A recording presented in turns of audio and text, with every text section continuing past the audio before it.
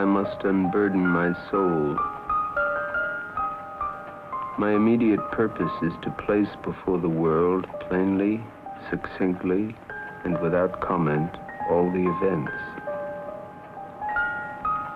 In their consequences, these events have terrified, have tortured, have destroyed my whole being.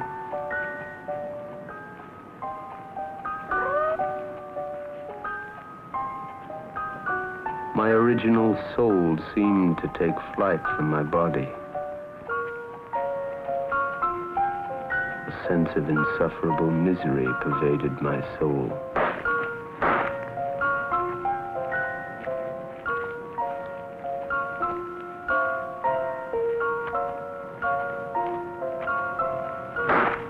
True, nervous, very, very dreadfully nervous I had been and am.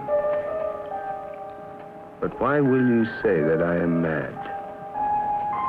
The disease had sharpened my senses, not destroyed, not dulled them.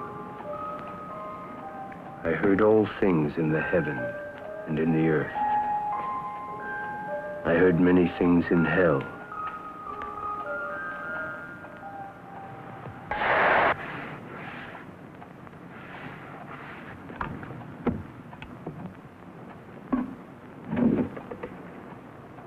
How then am I mad?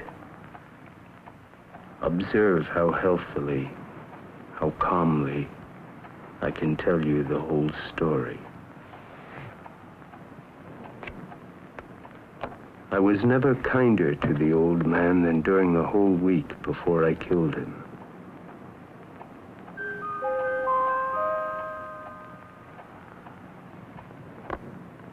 It is impossible to tell how first the idea entered my brain.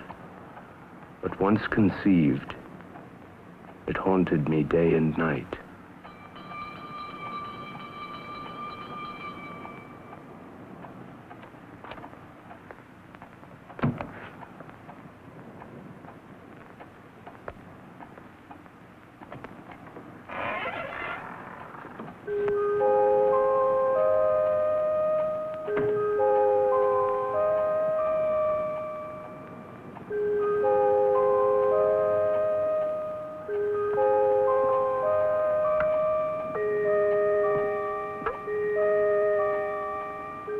I loved the old man. He had never wronged me. He had never given insult. Object there was none. Passion there was none.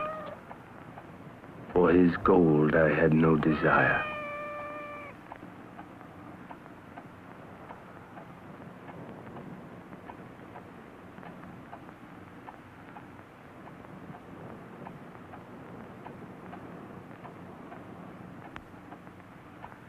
With feeling of deep, yet most singular affection, I regarded the old man.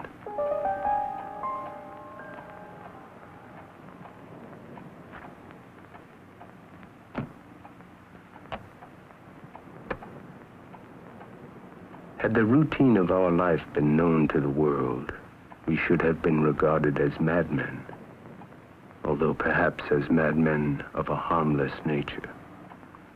Our seclusion was perfect. I admitted no visitors.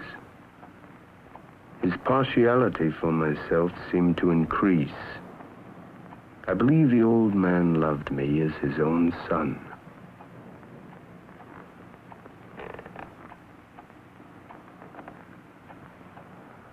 It is a thought, an odd one, which chills the very marrow of my bones with the fierceness of the delight of its horror.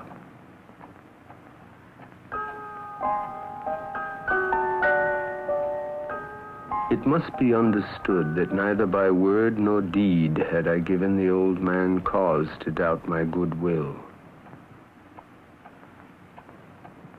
I continued, as was my wont, to smile in his face, and he did not perceive that my smile now was at the thought of his immolation.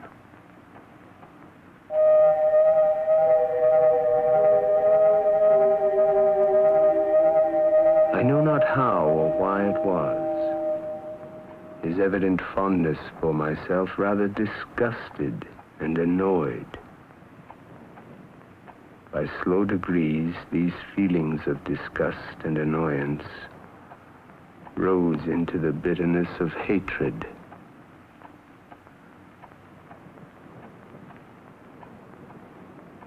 I longed to destroy him with a blow.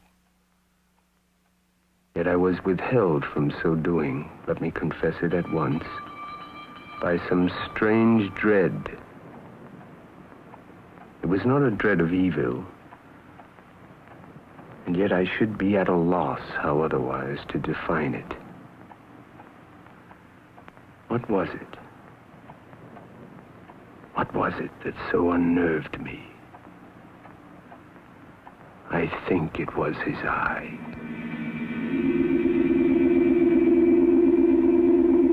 I avoided the eye with a certain sense of shame.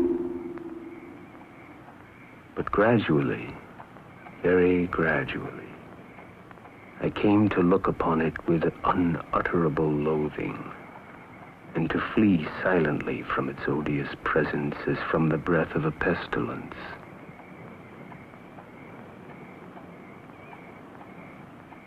From my infancy, I was noted for the docility and humanity of my disposition. My tenderness of heart was even so conspicuous as to make me the jest of my companions. Yet I am not sure that my soul lives than I am that perverseness is one of the primitive impulses of the human heart, one of the indivisible primary faculties, or sentiments which give direction to the character of man. Was it this unfathomable longing of the soul to do wrong for the wrong's sake only that urged me to continue and finally to consummate his death?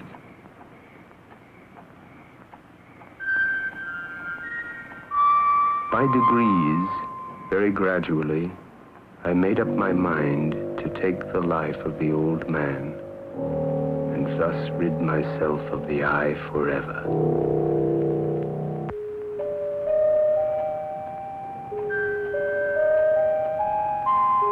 A sense of insufferable gloom pervaded my soul.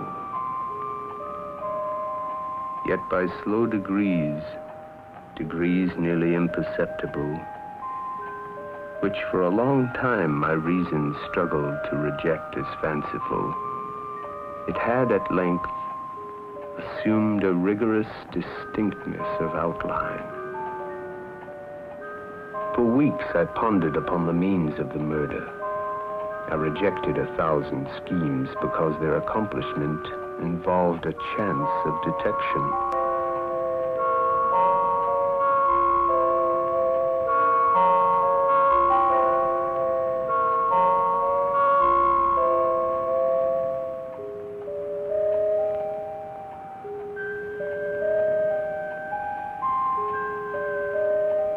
Oh, you would have laughed to see how cunningly I moved. Slowly, very, very slowly, so that I might not disturb the old man's sleep. Oh, so cautiously I thrust my head in. It was not the old man who vexed me, but his evil eye.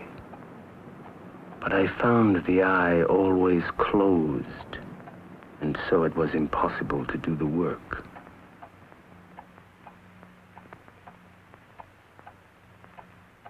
And every morning when the day broke, I went boldly into his chamber.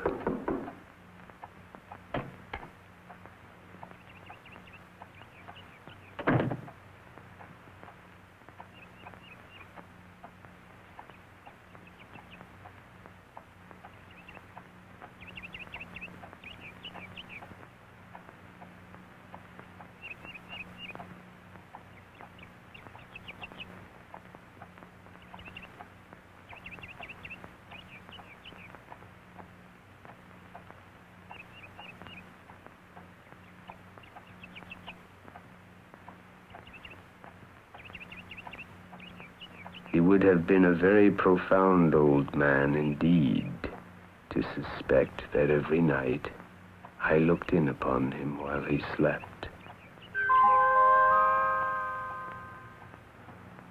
Upon the 8th night, I was more than usually cautious.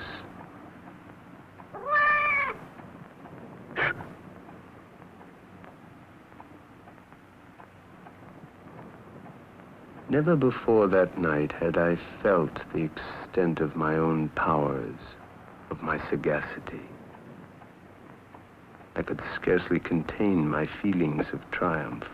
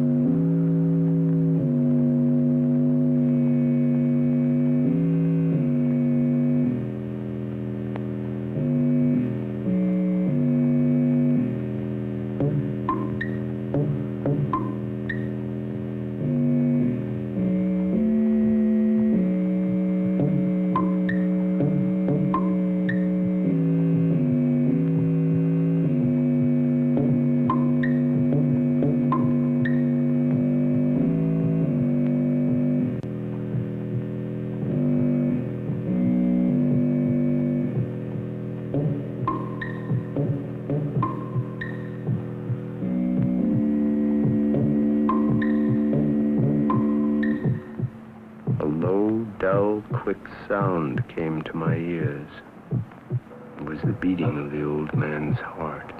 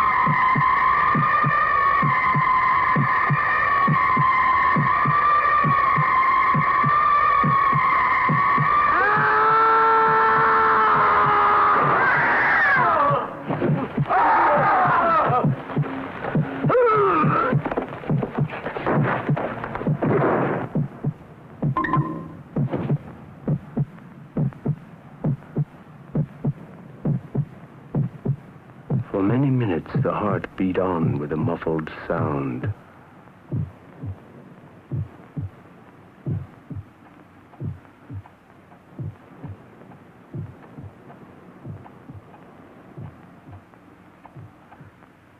It is impossible to describe or to imagine the deep, the blissful sense of relief which occasioned in my bosom.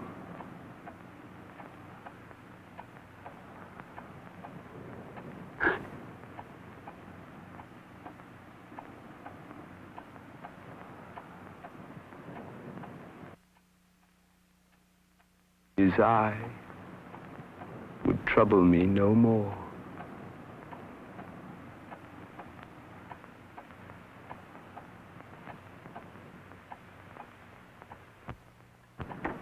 This hideous murder accomplished, I set myself forthwith and with entire deliberation to the task of concealing the body. If still you think me mad, you will think so no longer when I describe the wise precautions I took. I knew that I could not remove the corpse from the house either by day or by night without the risk of being observed by the neighbors.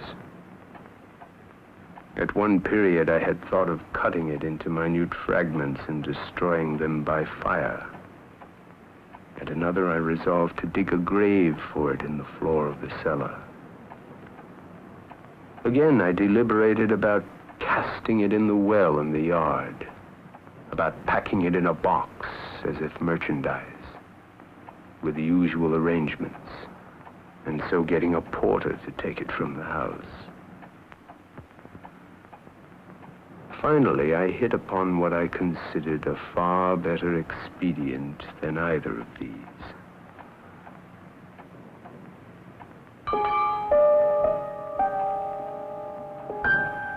The night waned and I worked in silence. First of all, I dismembered the corpse. I cut off the head and the arms and the legs.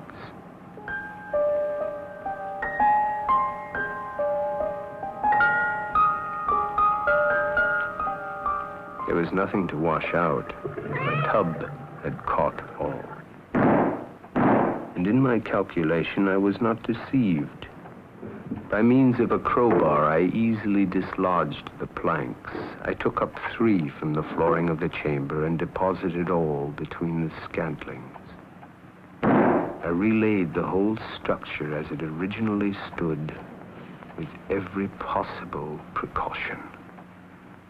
A sentiment of satisfaction arose in my bosom as I reflected upon my absolute security. Once again, I breathed as a free man.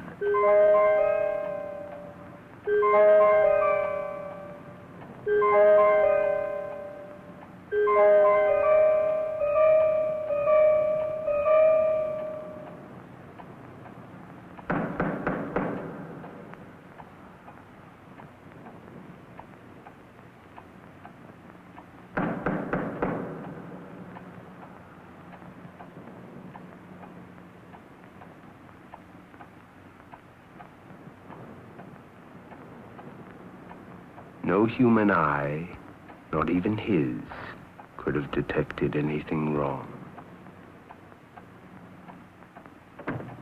I went down to open the door with a light heart, for what had I now to fear? I had left no shadow of a clue by which it would be possible to convict or even to suspect me of the crime. There entered 3 men who introduced themselves with perfect suavity as officers of the police. A shriek had been heard by a neighbor during the night. Suspicion of foul play had been aroused. Information had been lodged at the police office, and they had been deputed to search the premises. I welcomed these gentlemen. Secure in the inscrutability of my place of concealment, I felt no embarrassment whatever. The shriek, I said, was my own in a dream. The old man I mentioned was absent in the country. The guilt of my dark deed disturbed me but little. I looked upon my future felicity as secured. I took my visitors all over the house.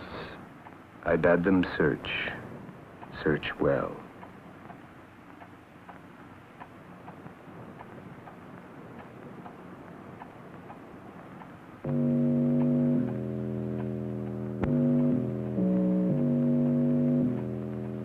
I led them at length to his chamber. I smiled, for what had I to fear?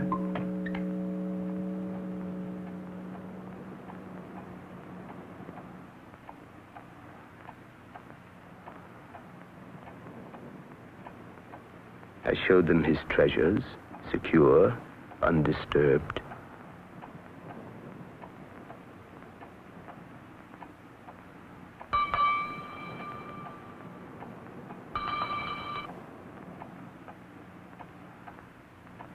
In the enthusiasm of my confidence, I brought chairs into the room and desired them here to rest from their fatigues, while I myself, in the wild audacity of my perfect triumph, placed my own seat upon the very spot beneath which reposed the corpse.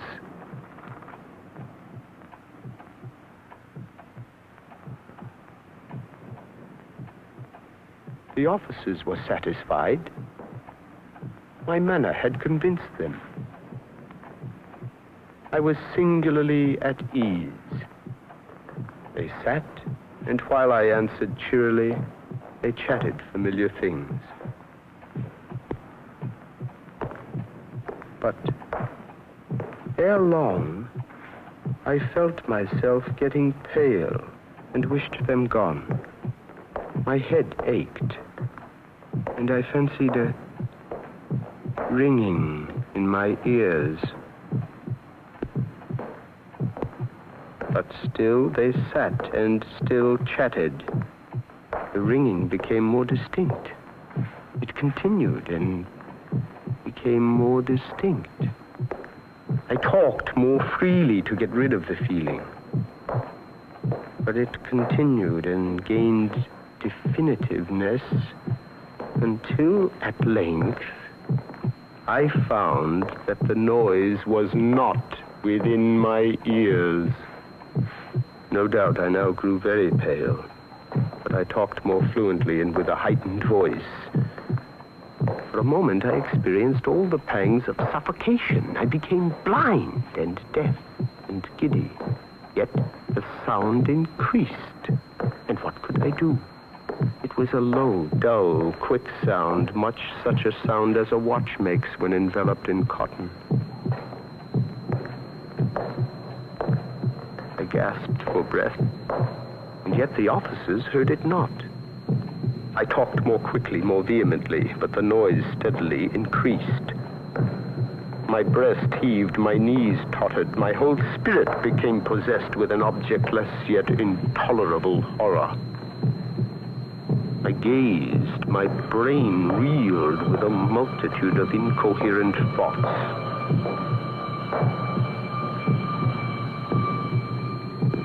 Why would they not be gone? I paced the floor to and fro with heavy strides as if excited to fury by the observation of the men, but the noise steadily increased. Oh God, what could I do? I foamed, I raved, I swore. It grew louder, louder, louder. Was it possible they heard it not? They heard, they suspected, they knew. Making a mockery of my horror. This I thought, and this I think. But anything was better than this agony. Anything was more tolerable than misery. I could bear those hypocritical smiles no longer. I felt a maddening desire to shriek aloud. Every succeeding wave of thought overwhelmed me with new terror.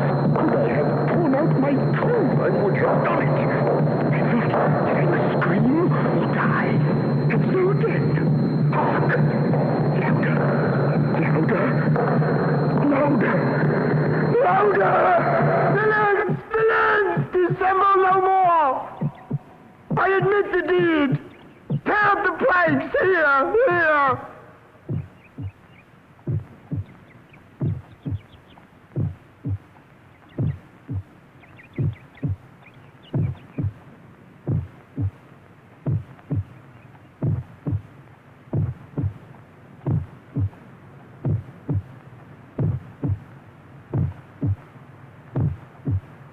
It is the beating